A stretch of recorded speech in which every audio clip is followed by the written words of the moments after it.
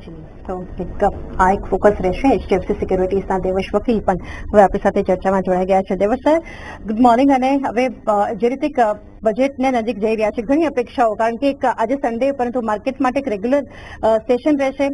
કઈ રીતે એક્સપેક્ટેશન્સ રાખી રહ્યા છો બજાર માટે? અત્યારે જે રીતે ગ્લોબલ જીઓપોલિટિકલ ડેવલપમેન્ટ છે, ઘણું એક બુસ્ટર જરૂરી છે.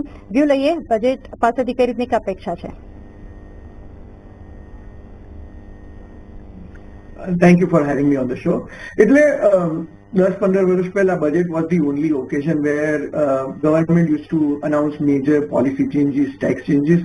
That has significantly changed now. હવે આપણી પાસે GST કાઉન્સિલની મીટિંગ્સ હોય છે અને કેબિનેટના ઘણા બધા decision through out the year આવતા હોય છે. એટલે જે પહેલા બિગ બેંગ ઇવેન્ટ હતો અને બજેટના દિવસે બહુ જ મોટી આશાઓ અને બજારમાં વોલેટિલિટી જોવા મળતી હતી, એવી હવે આપણને જોવા નથી મળતી. પણ છતાં પણ તેમ તમે કીધું એમ it is very important for the signalling of the government intent. અને જે રીતે વાત ચાલી રહી છે કે પાર્ટ બી માં આ વખતે વધારે ઇલોબોરેટ વાત થઈ શકે એમ છે.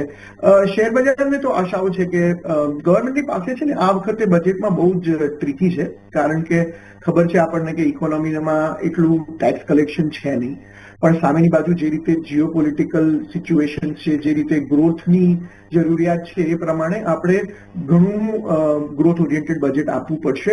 અને આ એક વર્ષ એવું છે, કારણ કે 2028માં શું થશે કે 8th પે કમિશનનું કમિટમેન્ટ આપવું પડશે અને ત્યારે ઘણું બધું 8th પે કમિશનને કારણે કન્સ્ટ્રેન્ટ આવી જશે બજાર પર, ગવર્મેન્ટ પર. એટલે આ બજેટમાં જ મને લાગે છે કે એમને કેપેક્સમાં બૂસ્ટ આપવું પડશે. આ વર્ષ જ છે એમની પાસે અને સામે એટલું રેવન્યુ નથી.